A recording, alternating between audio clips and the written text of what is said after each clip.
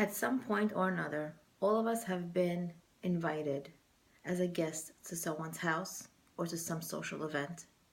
How do we act as a guest? Do we do what we want? Do we talk the way we want to? Do we act the way we want to? Before we come to someone's house, do we take off our shoes? Do we ask where we put our things? And what is our tone of voice? We are watchful of ourselves and we're careful on how we behave as a guest in someone's house or at a social event. The holiday of Sukkot is here to remind us that we are guests in this temporary world. There is a famous story of the Chafetz Chaim, and it says that a rich visitor came to visit the Chafetz Chaim, and he came from another town, and he saw how extremely simple his furniture arrangements were, where most people would throw out these items while he used them as furniture enhancements of his house. And the visitor asked him, "Why do you have such simple furniture?" And the Chafetz Chaim says to him, "And where are your fine things?" The man responded, "Of course, I don't have them with me. I'm just passing through here." And the Chafetz Chaim very wisely responded, "I too am just passing through here." It's a powerful message to all of us, telling us that in this world, it is a temporary world. We're here for X amount of years to do our mission in this world, to do mitzvahs, to do good deeds, to connect to Hashem, and to live a life of purpose. And hopefully after we return after X amount of years, we live the purposeful life. I love the adage, the purpose of life is a life of purpose. So the message of Sukkot is not to get too comfortable in this world. So we're going to further go into understanding why. Let's remember that we are here for a certain amount of time. That's inevitable. No one can live forever, obviously.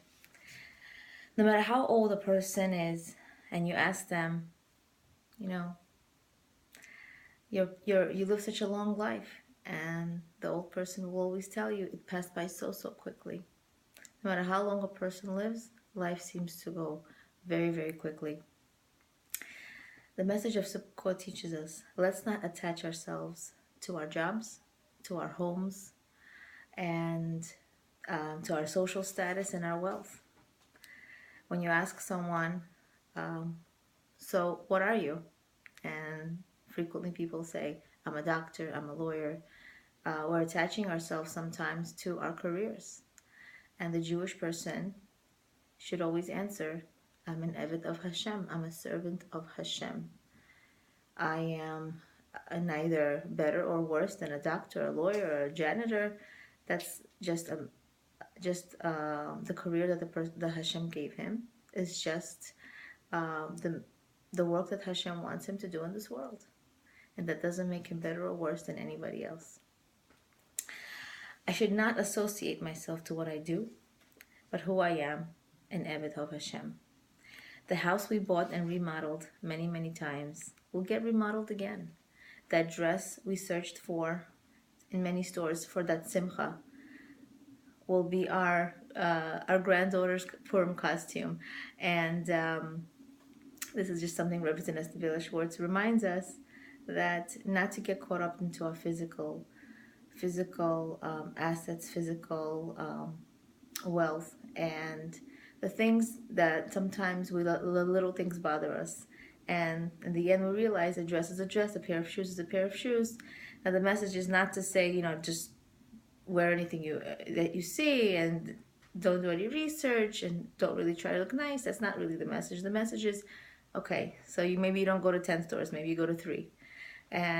But you don't get caught up in the moment of, I have to get that outfit, or the house must look this way, even though I may not afford it. So the message is for us to remember that not to get caught up in forgetting that we are guests in this world and we're here temporarily. Sukkot is here to remind us that we take nothing with us to the next world except our neshama.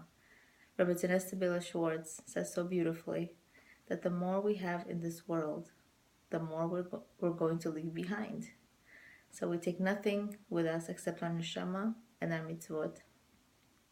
Let's not get too comfortable here. Sometimes we get very comfortable with our families.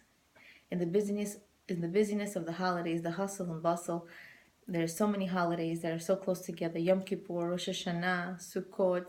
It's just a lot of getting together, Baruch Hashem.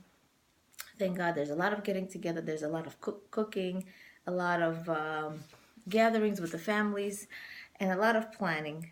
So sometimes it's easy for us to forget that with our families, we also need to treat them like royalty and the guests like guests in this world, because they are guests in this world.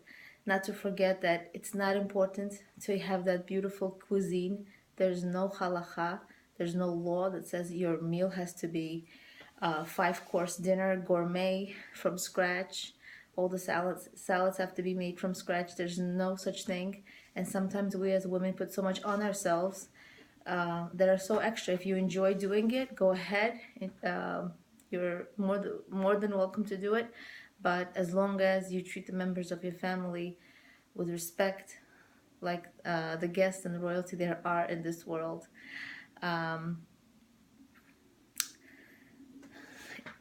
Again, the holiday of Sukkot is here to remind us that we are here temporarily. And it means that Hashem appointed us as guardians over what we do, the career that we have, the house that we own, that we think we own, but it's really, Hashem is really the guardian. And if we internalize our status in this world, in Olam Hazeh, to that of guests, this will have an overriding effect on everything that we do.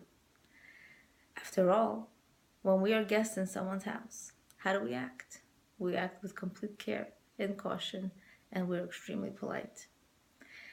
Similarly, if we truly understand that we are guests in Hashem's world, we would undoubtedly act just like the owner wants us to, meriting our complete eternity.